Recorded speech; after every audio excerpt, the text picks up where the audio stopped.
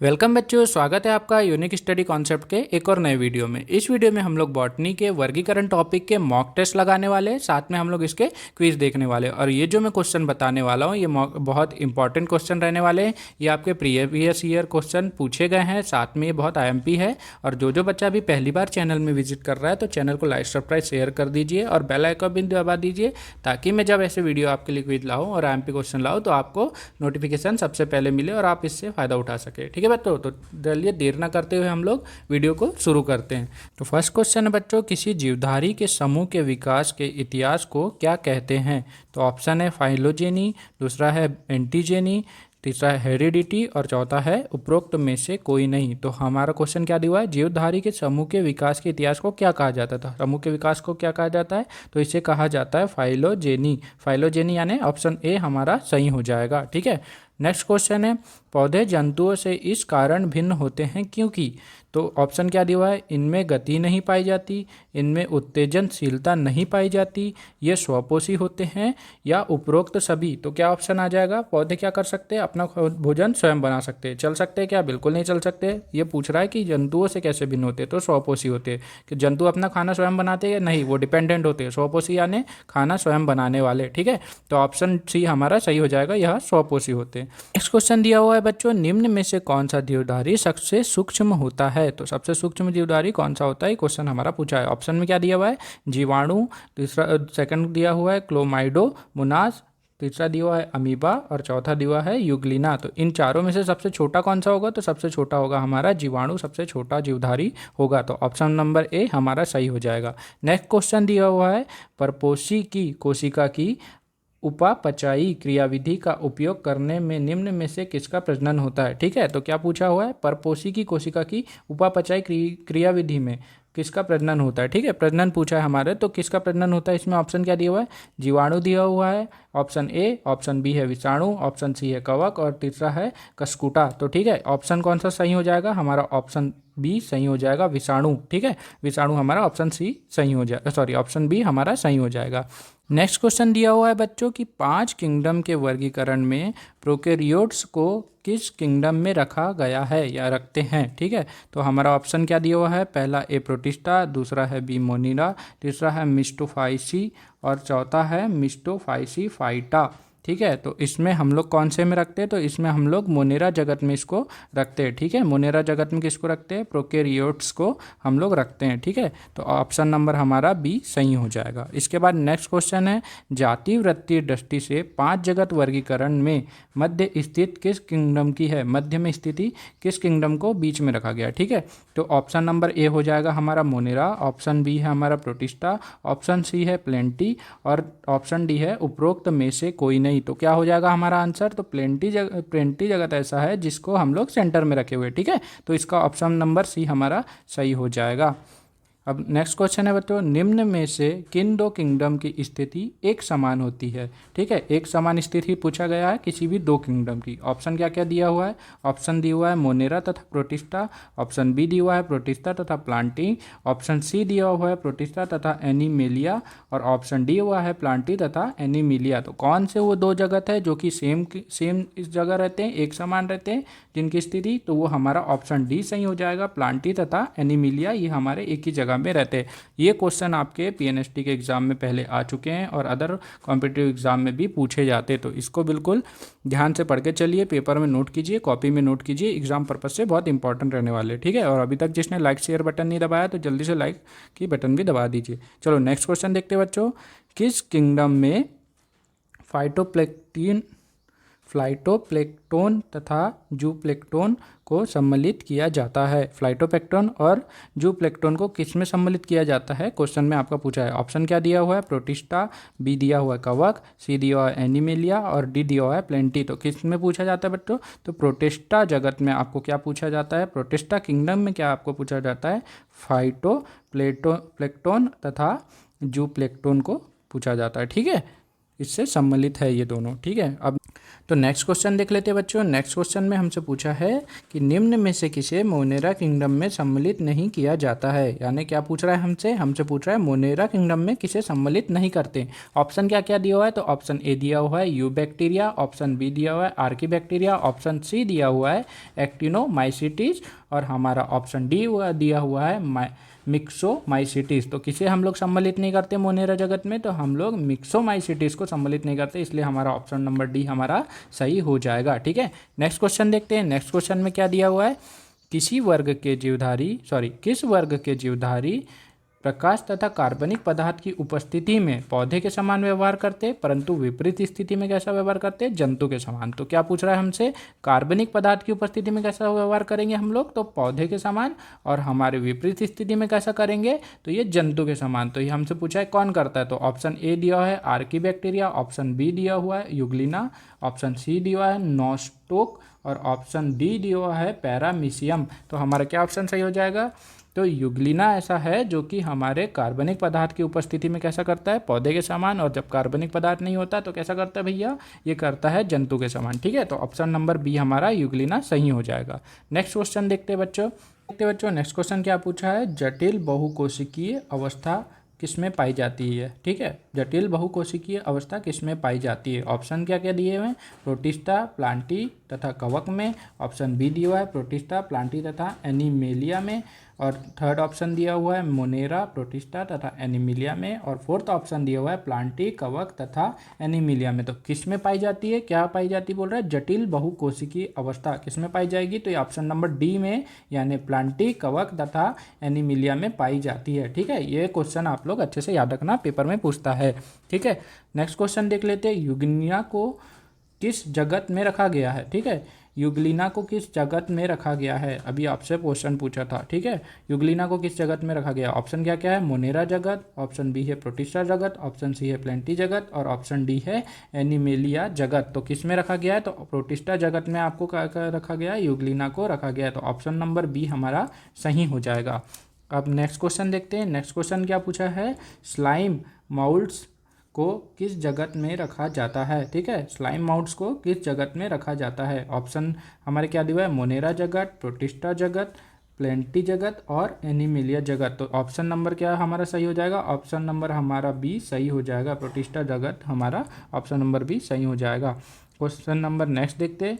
तो लगभग कितने जातियों को वैज्ञानिक नाम दिए जा चुके हैं, अब तक लगभग कितने जातियों को वैज्ञानिक नाम दिए जा चुके हैं, ये हमारा क्वेश्चन पूछ रहा है। तो पहला दिया हुआ 10 मिलियन, दूसरा 5 मिलियन, तीसरा 2.8 मिलियन, और ये है 1.7 मिलियन। तो हमारे 1.7 मिलियन ऐसी जातियाँ जिनको अभी तक वैज्ञानिक नाम दिए जा चुके हैं। तो ऑप्शन नंबर डी हमारा सही हो जाएगा। ठीक है बच्चों, पेपर में आप लिखते जाइए, वीडियो थोड़ी स्लो कर लीजिए, नहीं समझ आ रहा होगा दोबारा देख लेना, पर पेपर के हिसाब से बहुत आईएमपी क्वेश्चन है और इस टॉपिक से आपके क्वेश्चन आते हैं। आप पीएनएसटी का या किसी का भी आप पेपर उठा के देख लीजिए।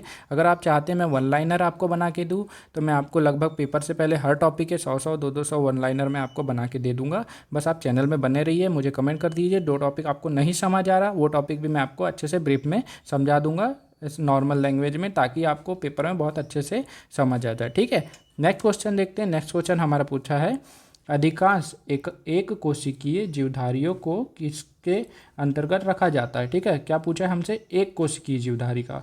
ठीक है, अच्छे से याद रखना, एक कोशिकीय। तो मोनेरा तथा प्रोटिस्टा में रखा जाता है, या फिर बी मोनेरा तथा प्लांटी में रखा जाता है, या सी प्रोटिस्टा तथा प्लांटी में, या प्रोटिस्टा तथा कवक में। तो किस में रखा जाता है, तो ऑप्शन नंबर ए हो जाएगा हमारा, मोनेरा तथा प्रोटिस्टा में किसे रखा जाता है, हमको इसमें एक कोशिकीय जीवधारी को रखा जाता है। ठीक है, नेक्स्ट क्वेश्चन देख लेते हैं बच्चों। नेक्स्ट क्वेश्चन क्या दिया है, विकासशील वर्गीकरण पद्धति को क्या कहते हैं। विकासशील वर्गीकरण पद्धति को क्या कहा जाता है, तो ऑप्शन नंबर ए दिया हुआ है कृत्रिम पद्धति, बी दिया हुआ है प्राकृतिक पद्धति, सी दिया हुआ है फाइलोजेनेटिक पद्धति, और उपरोक्त में से कोई नहीं। तो कौन बताएगा इसका, तो इसका ऑप्शन नंबर सही हो जाएगा। फाइलोजेनेटिक पद्धति ऐसी पद्धति है जिसको विकासशील पद्धति, वर्गीकरण पद्धति भी कहते हैं। ठीक है, इसके बाद नेक्स्ट क्वेश्चन देते हैं। तो होलोजोइक प्रकार का पोषण पाया जाता है। होलोजोइक प्रकार का पोषण किस में पाया जाता है, ये क्वेश्चन हमसे पूछ रहा है। ऑप्शन नंबर ए दिया है मोनेरा तथा प्रोटिस्टा में, प्रोटिस्टा तथा जंतुओं में, सी प्रोटिस्टा तथा कवकों में,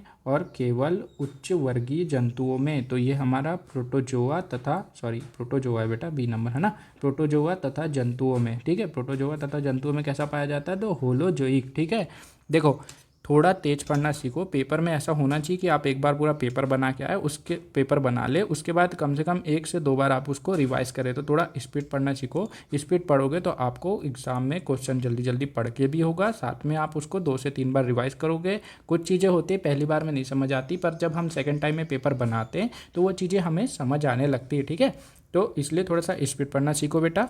अभी आपको थोड़ा स्पीड लग रहा होगा तो वीडियो थोड़ी स्लो करके चला लेना, और नहीं लग रहा होगा तो आप मुझे कमेंट कर दीजिएगा। जब मैं नेक्स्ट वीडियो बनाऊंगा तो उसमें आपको थोड़ा स्लो बोलूँगा। ठीक है बच्चों, अब नेक्स्ट क्वेश्चन देख लेते हैं।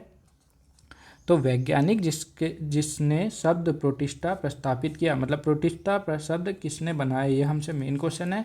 जिसके अंतर्गत कोशिका, पौधे तथा जंतुओं के समान जीव पाए जाते हैं। ठीक है, एक कोशिका में समान जीव। ठीक है, तो आपको मेन क्वेश्चन क्या पूछा है आपसे, प्रोटिस्टा का वैज्ञानिक कौन थे। ठीक है, प्रोटिस्टा बनाने वाले वैज्ञानिक कौन थे। तो ऑप्शन क्या दिया है, रॉबर्ट कॉच, इसमें सेकंड ऑप्शन दिया हुआ है E.F. हेकल, और सी ऑप्शन दिया हुआ है लुइस पार्स्व, और डी दिया हुआ है जोसेफ लिस्टर। तो हमारा ऑप्शन नंबर बी किसने बनाया था Protista, option number B E.F. Haeckel हमारा सही आंसर हो जाने वाला है। ठीक है, तो यहाँ से बी में आप लोग टिक लगा लीजिए और पेपर में लिख लीजिए वन लाइनर बना के। देख लेते बच्चों नेक्स्ट क्वेश्चन क्या पूछ रहा है, पादप जगत का खंड जिसमें वर्तमान में भूमि फ्लोरा प्रभावी रूप से पाया जाता है। क्या पूछ रहा है आपसे, भूमि फ्लोरा किस में पाया जाता है। क्वेश्चन को आप लोग ऐसे वन लाइन से, वन सेंटेंस से, या वन टॉपिक से आप लोग, वन वर्ड से आप लोग एलिमिनेट कर सकते हैं, ये समझ के कि क्या क्वेश्चन हमसे पूछना चाह रहा है। ऑप्शन देख लेते हैं क्या क्या दिया है, टेरिडोफाइटा,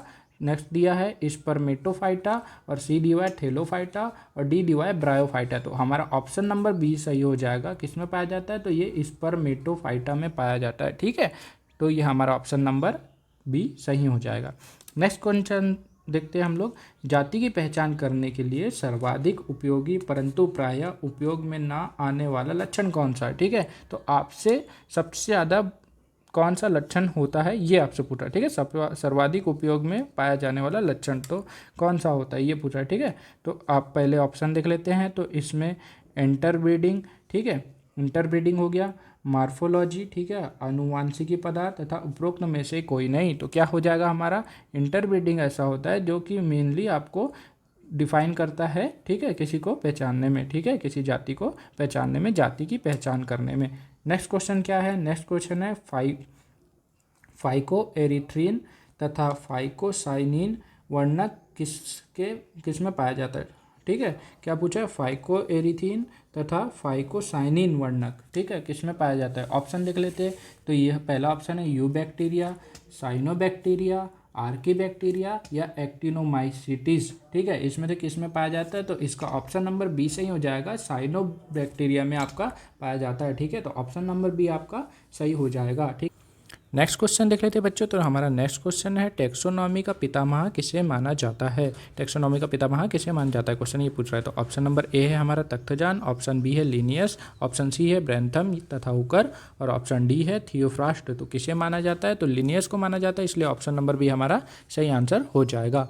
नेक्स्ट क्वेश्चन देखते, तो नेक्स्ट क्वेश्चन है, एम्ब्रियोफाइटा में सम्मिलित किया जाता है। एम्ब्रियोफाइटा में किसे सम्मिलित किया जाता है, क्वेश्चन ये पूछा गया है। तो ऑप्शन हमारा ए है ब्रायोफाइटा को, ऑप्शन बी है टेरिडोफाइटा को, ऑप्शन सी है स्पर्मेटोफाइटा को, या उपरोक्त सभी को। तो किसे में सम्मिलित किया गया है, तो तीनों को किया गया है, इसलिए हमारा ऑप्शन नंबर डी सही हो जाएगा। ठीक है, नेक्स्ट क्वेश्चन देखते हैं। तो फाइकोलॉजी अध्ययन है, फाइकोलॉजी किसका अध्ययन है। ठीक है, ए शैवालों का, बी कवकों का, सी जीवाणु का, या डी उपरोक्त सभी। किसका है ये बच्चों, तो ये शैवालों का अध्ययन इसमें होता है, किसमें, फाइकोलॉजी में। ठीक है, नेक्स्ट क्वेश्चन है, फाइकोलॉजी के पितामह के रूप में कौन प्रसिद्ध है, मतलब फाइकोलॉजी के पितामह किसे कहा गया है, नेक्स्ट क्वेश्चन में पूछा है।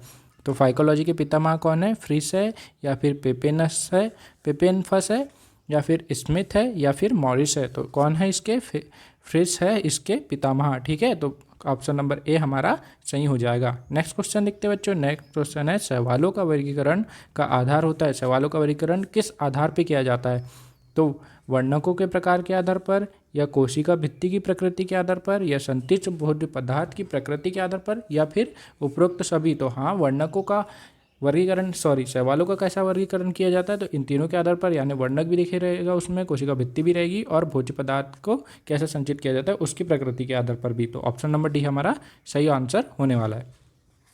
नेक्स्ट क्वेश्चन देखते हैं बच्चों। नेक्स्ट क्वेश्चन है, भारतीय फाइकोलॉजी का पितामह किसे माना जाता है? भारतीय फाइकोलॉजी का पितामह किसे माना जाता है? तो ऑप्शन नंबर ए है professor AOP Iyengar, option B है professor JN Mishra, option C है प्रोफेसर RR मिश्रा, और ऑप्शन डी है RN सिंह। तो हमारा ऑप्शन नंबर ए सही हो जाएगा, प्रोफेसर AOP आयंगर को माना जाता है। ठीक है, ऑप्शन नंबर ए हमारा सही आंसर होने वाला है।